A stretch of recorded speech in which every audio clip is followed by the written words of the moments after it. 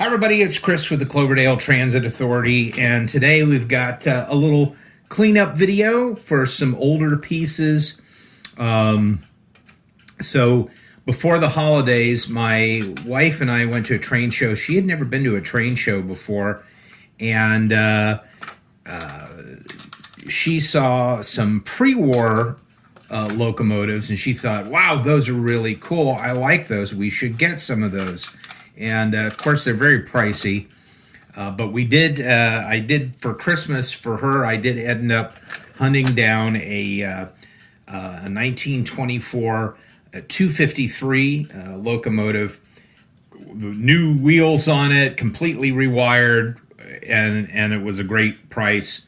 But so then I kind of got curious, like, okay, well, what came with this set back between 1924, 1930, and with that particular locomotive, it was a three set passenger, a 3-car passenger set with two 607 passenger cars, and then a 608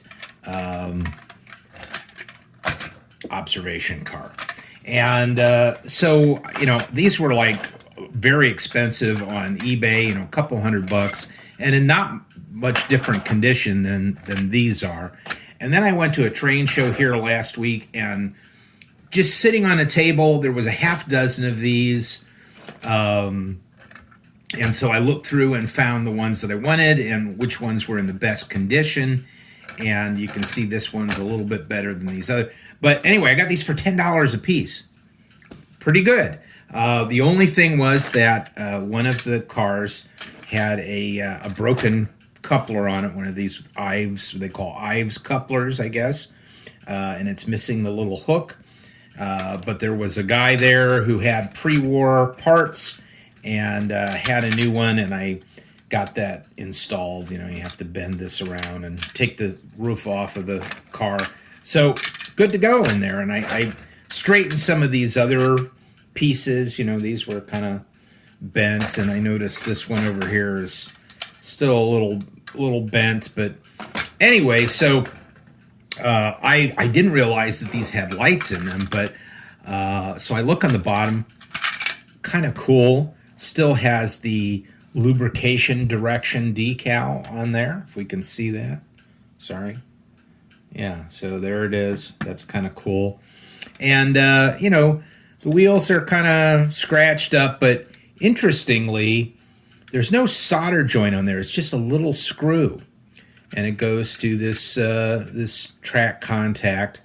And again, these are all kind of dirty and they need cleaned up. But this one has a brand new wire in it, and it has a bulb, classic Lionel bulb. So, but this one has a pretty new wire on it. And it's been cleaned up a little bit. So I put that on the track and kind of moved it back and forth, and it needs clean more, but the light bulb comes on, standard kind of Lionel screw-in light bulb. And so then I checked out this the observation car, and it did not have a very good wire on it. Went up in there, and so here you can see that this is an original wire and the coating has all come off. But it's very similar to a classic Lionel headlamp wire with the little contact point on it. So you can pick one of a post-war and just use that. So it's not that bad. Interestingly, inside this particular the observation car, this particular car, they had a screw-in bulb. Probably the bulb burnt out, so at Christmas time they just took whatever bulb they had. And this probably happened in the 1940s or somewhere thereabouts. How I know this is I have a 1940s miniature Christmas tree that was my grandmother's, and it has these type of bulbs in there. So it's this little tiny Christmas bulb. It's this glass, and it has this smaller screw-in end, which is similar to the Lionel headlamp bulbs. And so this is in all these trees. I will tell you that all of those on that tree of my grandmother's are burned out, and I have desperately been trying to find a source for these bulbs, even if it's not shaped exactly like this, but with this miniature screw-in, a Christmas bulb, and I have not been able to find them. I mean, I've been on eBay and everything else. So if you know a source for these, or if you know what number these bulbs are with this miniature screw-in end, it is smaller than like a classic nightlight bulb. Let me know. So anyway, yeah, I figured this was probably put in around the 1940s because that's when these bulbs were around. So anyway, okay. But so I took that out, and I took out the wire. So as part of this video, we're going to replace this wire. And again, no soldering involved. It's just going to need screwed in here. And the screw, of course, is missing because this end was not attached. So I'm going to head over to Beltline Hobbies. At some point here, I'm going to see if Kyle has this little screw, and also pick up another one of these headlamp bulbs and contacts, which those are pretty straightforward. Okay, so got a brand new little piece of Scotch-Brite pad that I cut off of the larger pieces that I buy. Kind of keeping it skinny so I can get my thumb in on this, and also in order to turn this, and we'll get into cleanup here in a minute, but boy, there's hair all over everything. In order to turn this, I just kind of get my hand in here, and then, just real gently kind of scrub that. So see how shiny that is? And I give it a little bit more turn. I mean, you get it. I'm trying to over-explain this, but you get it. You're just kind of getting in there and working on these wheels. But hang on, let me set this one aside just so you can kind of see the difference and why it's important that you have that. So you see how dirty both these wheels are. This is one of the two contacts, the ground contact that you need to make the electricity flow through this, and it's picking up off of the ground on the rails. So you can see how much is coming off here. And I can see in the light all the rust dust floating through the air, going into my lungs. Anyway, so you can use a Dremel tool on this with a little wire wheel. That's kind of good. And there's more rust on this, but yeah. So I just want to do this one wheel so you can see how much of it comes off, and I know you get it. I know you get it. So anyway, yeah. All right, so look at those two wheels comparatively. Now, granted, there's still some spots that could be improved upon, but that's going to give you a better contact than that one is. So you want to do that. And then once I get all these wheels done, I'll come back to the video and I'll show you a little bit about how I'm cleaning up all the contact points here for these power pickup rollers for the track. That's a little harder to do because it's so small. So, all right, let me get the rest of these cleaned up here, and we'll come back and talk about the power rollers. All right, well, I've been working on these, and I got to tell you, I am actually, my hands were starting to cramp up and also rub raw. So what I decided to do, here, let me get some light on the subject over here a little bit better.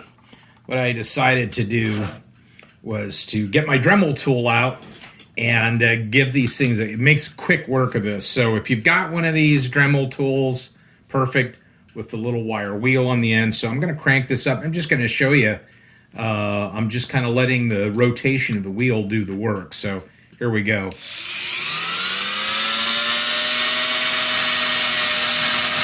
And I'm just kind of giving a little bit of pressure, gliding it back and forth. These on this weren't so bad. I tested this on the other one that was much more rusty, and it made quick work of it. So anyway, slowing that down. So see, look how shiny that is. That's great. So now we're going to do this other one. All right, so these are looking pretty good. There's a lot of little bits of rust on these things. You know, there's some people will take these and completely redo them so they look like they're brand new out of the factory, and those look pretty cool. I am, as long as it's not too bad, I'm not really into that because I like the patina and what have you. So I'm going to show you a little bit about how I make them look a little bit better. But there is rust on the end of these couplers, and eventually I'll get in there and I'll get the Scotch-Brite pad on there and clean up some of that, which surprisingly it does clean it up really, really well. So, but right now we're gonna take a look at this. As you can see, when I was testing this, I kind of scratched some of the stuff on this so I could make some contacts. But let's take some of our WD-40 contact cleaner. We're just gonna give that just to soften that up, and let's crank up the Dremel and do the same thing.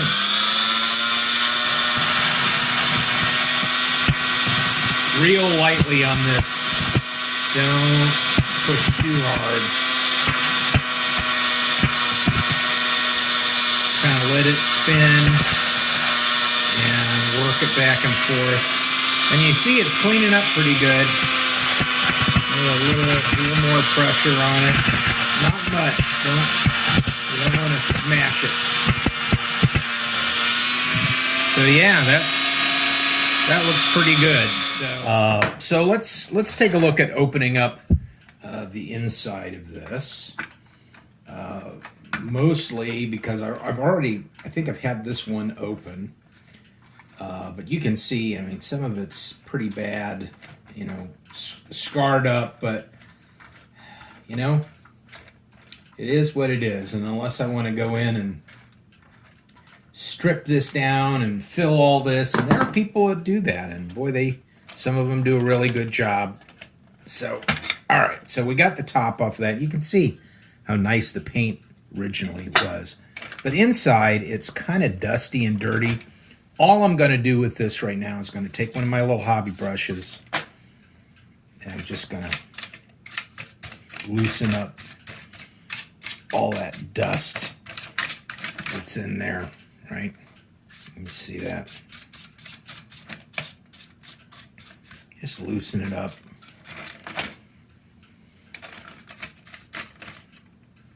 Yeah. Get down in there. And I guess for $10, you know, can't be too picky. All right, so you see we're just kind of brushing this dust down. And then take it over here. And it cleans it up a little bit. While we've got the top off of that, let's take a look at this here. You can see it's pretty grungy. Here is what I'm going to do. This is kind of goes back to what I do with a lot of my other stuff that I'm cleaning up. I'm just going to go in there, some paper towel, and I'm going to just hit it, make a little bit of room here, my tools. Just going to hit it with a little bit of regular Armor All, which shines it up, but it also cleans it a little bit. You know, depending upon what condition it's in, it'll clean up a little better than, you know, gets the dust off there. There's like grime. You know, who knows where these things have been living for the last however many years they were last cleaned, and usually this stuff isn't cleaned. It's a toy. You don't clean toys, right?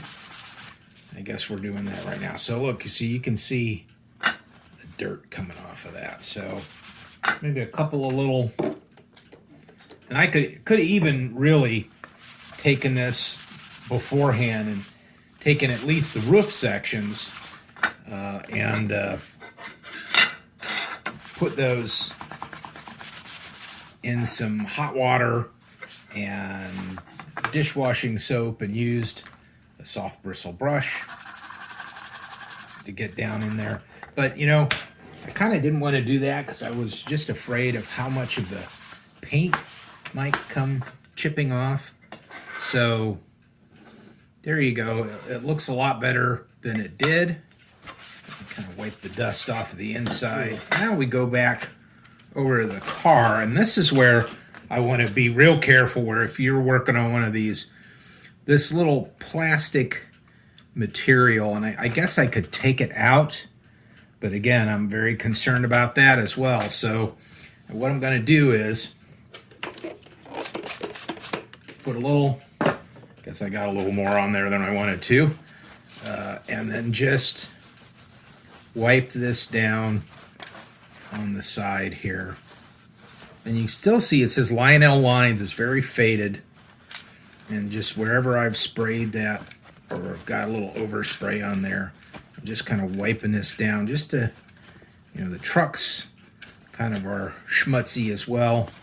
And, I did get some on the windows, which I didn't want to really do. So I'm taking a Q-tip and I'm kind of wiping the windows down, get that residue off there. I'm going to be more careful on the other side because I didn't want to get it on those windows. So this is like being on a railroad where they don't clean the windows in the passenger cars. That's actually not bad. I mean, again, a lot of when I do these cleanings, you see on some of my videos, these are field cleanings. These are like strip down your rifle, clean it, maybe use a little, where's my other toothbrush? There it is. Okay. Get in here and clean these truck sides off. That's a good idea. Use this toothbrush. Get in there and get where the little bits of dust are in the seams. Okay, so just a little trip to Beltline Hobbies and to get some parts. So one of them is, and this, if any of you who've done any work on post-war or pre-war engines will recognize this as a wire for a headlamp. Kind of goes in there, and the back of the bulb makes contact with here, and of course this grounds out, and there you go. So essentially that's all you need to fix this wiring in here. I did take out, by the way, I'll point this out, one of the cars had this bulb in it. One of the other cars had the correct bulb, which is what this is. So I took this out. This is kind of what Lionel uses for their street lamps and so forth. So I took that out, but I will save that. It works. I might use that for, for a street lamp. The frosting is coming off of it, but, hey. Well, okay. So now what we want to do is everything else is ready to go. It's just a matter of wiring this in. So we're going to take this off. Back in. Well, the first thing I'm going to do, though, is I'm going to take this socket out just to make sure that it is clean.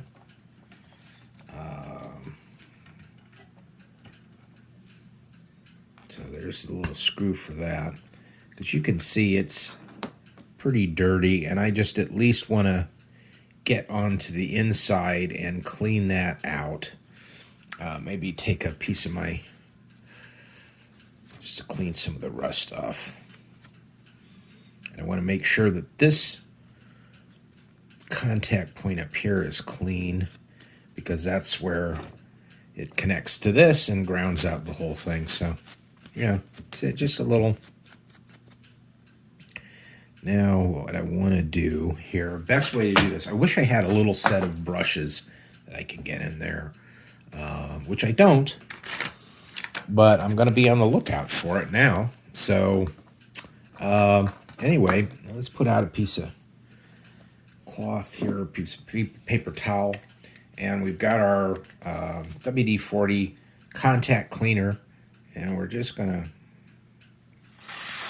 as easily as we can, soak that down, and then I'm going to get it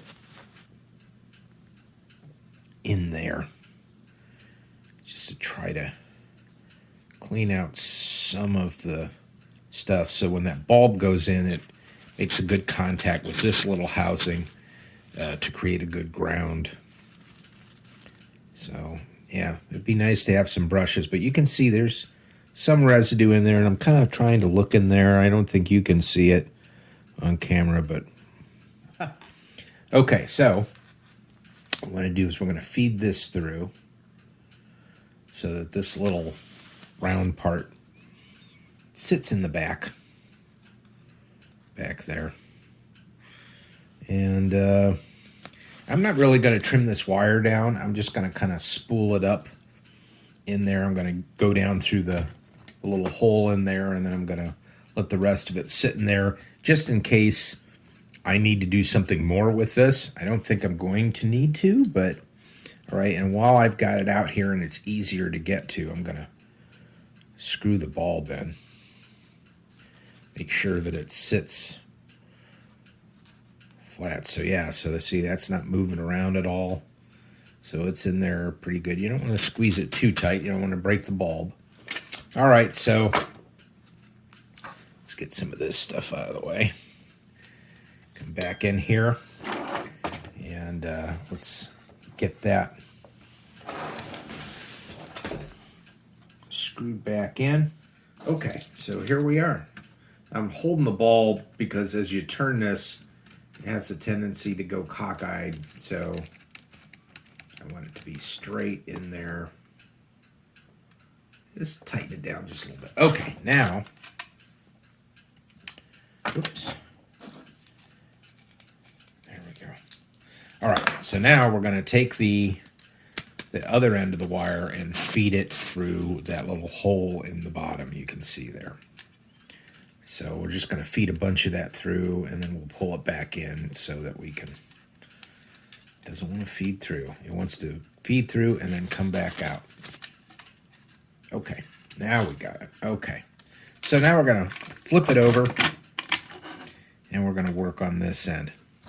All right, so let me set up my little cradle. That'll help us out a little bit. Okay, so once we get it down there enough, let's feed the wire underneath. Where are my little tweezers? Where are those? Here they are. These come in handy. All right, so now we're gonna hold these with the tweezers, potentially. We're gonna hold these with the tweezers.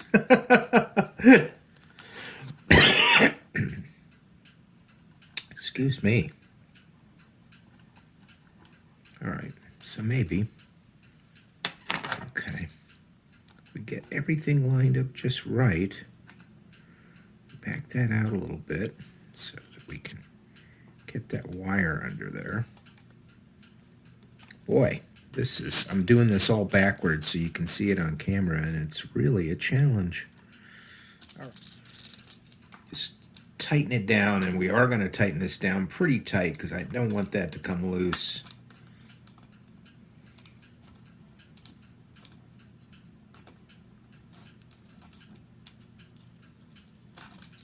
All right, yeah, seems like it's in there pretty tight. I'm gonna make sure again. I know some of you out there might have said, hey, why didn't you just strip that further back and hook it over that? And that may be what I end up doing. But in any case, so now got this through, and we want to carefully, so we don't nick the wire, I'm going to carefully put that back up in this car, and I'm just going to take this for the moment and just sort of wrap it around in the car so that I have more wire to deal with if I need to deal with it. Just going to tuck it under there. It'll be fine. No worries. Okay, so now what we're going to do is we're going to go down and we're going to put this on the test track, put the roof back on it. And all right, got it all squared away. Brought it down here to the little village. Turn it on, and there it is. It works. Awesome. Okay, let's get it on the track and let it run. All right, there we go. The Lionel 253 from 1924 with the passenger car set, the 600 series passenger car set. This is really cool. My wife loves it. It's neat to see this. It's very evocative of the early period of electric trains of Lionel. So hopefully you've enjoyed this video and you've enjoyed some of the pointers that I have. And I'd like to hear some of the ideas that you have and how you clean up your stuff and make these little repairs. So thanks so much. Don't forget to like and subscribe and click on the little bell, all that YouTube stuff. We'll catch you on the next video.